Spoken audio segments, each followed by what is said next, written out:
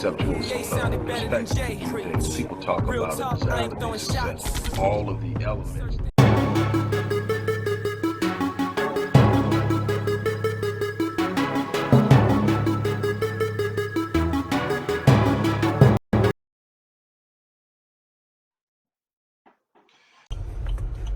Hello everybody, Dr. Rick Wallace dropping in on you. I hope that everybody is having a good Sunday, a good start to their week. It's been a good week, making progress as far as my healing is concerned, making progress as far as getting business back online.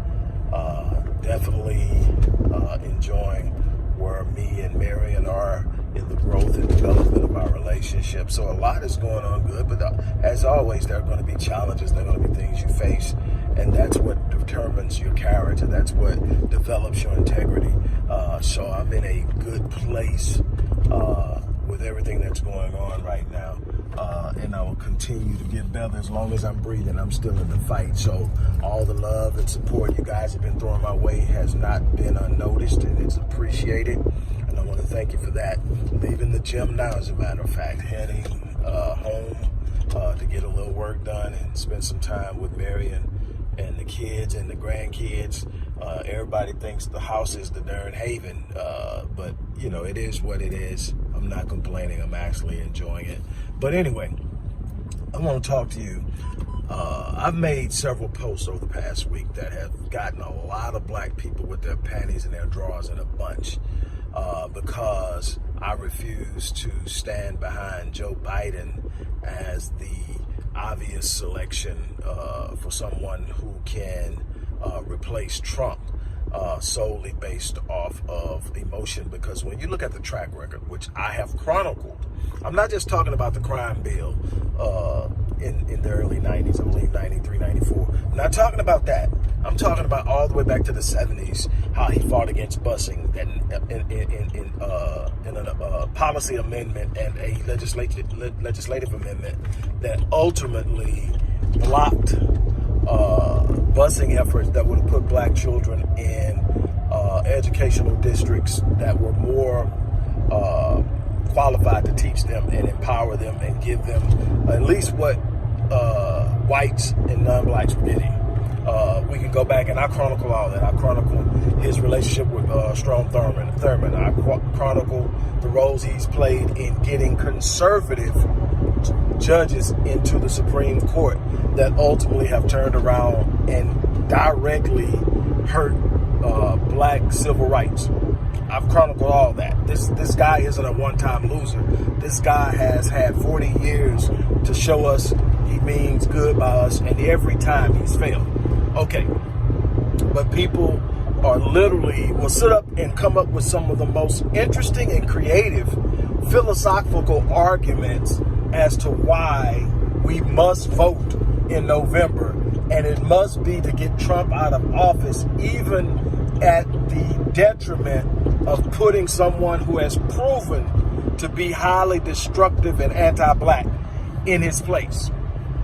Now, they will make all of these creative and philosophical arguments under the guise of being intellectual and critical in their thinking, but they do it at the cost of ignoring the tangible and measurable evidence and data that shows that Joe Biden might be more dangerous than Trump, solely because Trump, number one, is a Republican, number two, is annoying as fuck. Excuse my language. All right. Not looking at track records. See, the first thing you have to look at is Joe Biden has had 40 years to prove himself as an ally and has failed miserably in the process. Trump is not a politician.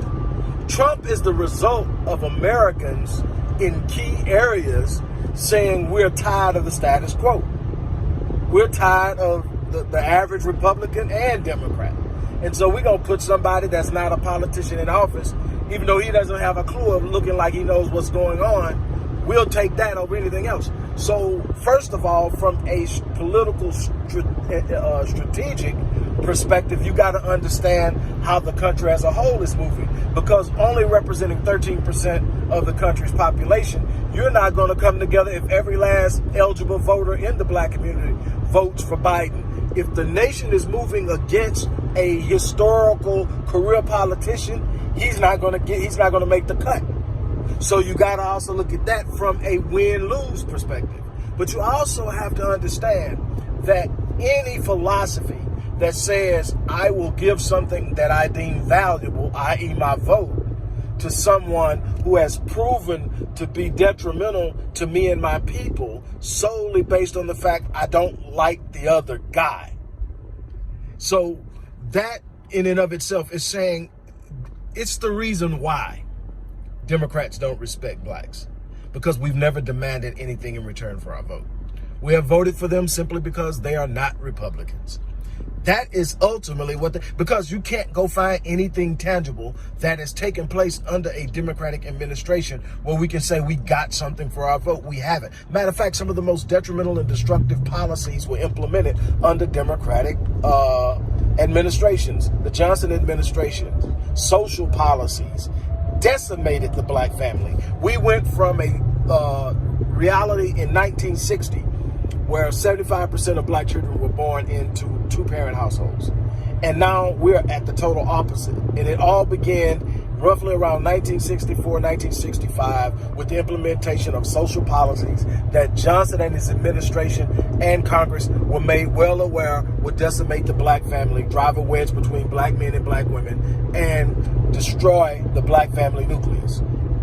It's chronicled in Daniel Patrick Moynihan's report that's entitled The Negro Family, A Case for National Action. It became known as the Moynihan Report, but it chronicles in great detail how social policy, as it was implemented, would destroy the black family.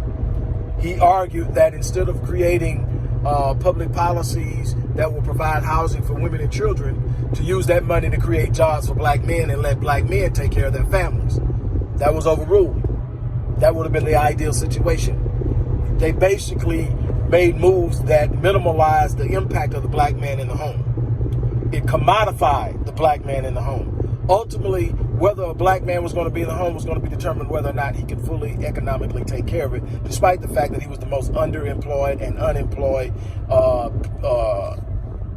group, part of the most underemployed and unemployed group in the nation. So something that was just simply devastating came under a Democratic administration. Then we could come all the way up to the 90s. All of a long list. It wasn't just the 94 crime bill. What you have to understand, Joe Biden started back in the 80s with crime bills, consecutive crime bills that were harder and harder on individuals that were in low income, high poverty areas, which at the time specifically was highly condensed and populated with blacks. And these unbelievable, inhumane long sentences for possession of drugs, that now that white people are dealing with the same problem along the lines of heroin, these same offenses are being directed towards treatment instead of incarceration. But Joe Biden did this. Now he's proven over his 40-year career that he can't be trusted. Trump's had a 4-year career, and Trump is who he is. It speaks for itself.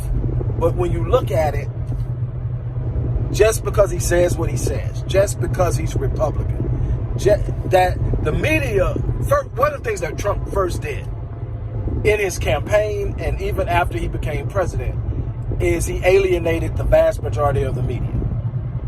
He told them that they were reporting fake news. He always alienated. He gave them hard times in press conferences. He became the enemy of the media. So the media has made it a campaign through his entire presidency to point out every asinine, stupid thing he does or says, and they get to put their spin on it. Well, they in the process have conditioned black people to hate him. Now, my thing is, I'm not trying to be friends because I have no friends in politics. Politics is not about friends. Politics is about power. Politics is about what do you have that you can leverage to make a politician do for you what you need them to do. That is what it is. You don't get my vote if there's no way I can count on you doing anything for me, period. You don't get my vote just because that I think you might be better than the other person when you're both fucking me. Excuse me. I've got to be real about this. I am not going to give you my vote solely based on the fact you're not him. You're going to have to give me way more than I'm not him to get my vote, because see, my vote is valuable to me. And sometimes the way you display valuable is by keeping that thing which is valuable to yourself until someone who is earning it comes along and get it. Whether you're talking about money, whether you're talking about your vote, whether you're talking about your heart. You don't give it out to someone who hasn't earned it just because they're not the person you don't like now. We've got to stop voting emotional, from an emotional position. We've got to stop our emotional decision making when it comes to lifelong decision ramifications from the decisions we make. I mean, my thing is, and people say, what, are you saying that we should not vote? Then that's foolish. We have to vote. No, we don't have to vote. And the idea that you only have two choices is something else that has been inculcated into your mind and conditioned into your psyche, is that you don't have another choice. The Black Panther Party and the Black Nationalist Party proved that you actually do have another choice, and that you can still have power even if you don't seat a president that you support in the White House. That's not where your power is going to come from anyway. Your power is going to come from your mobility and fluidity politically and economically in local and state governments.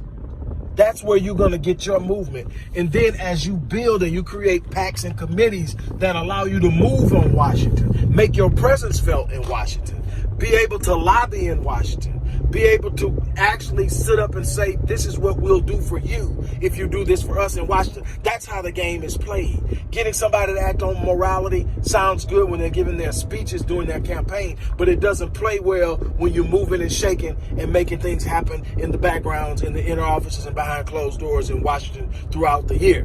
You've got to have something to leverage.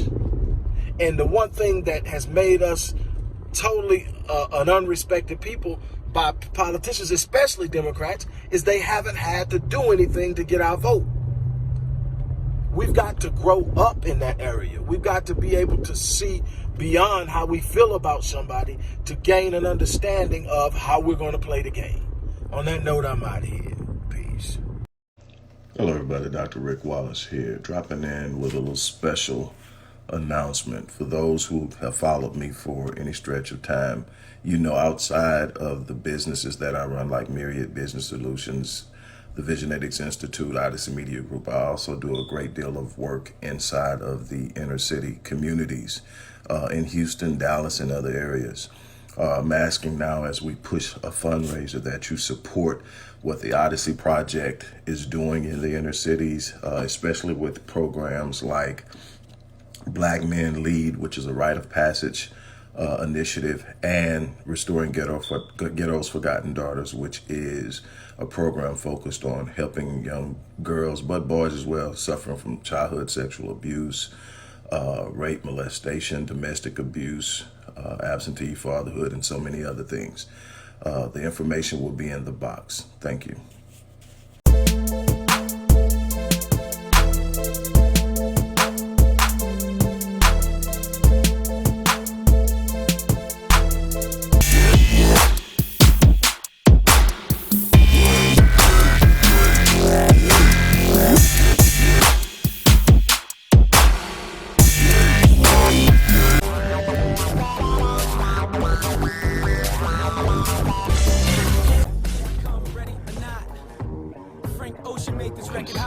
From a conceptual perspective, people talk about it as all of the elements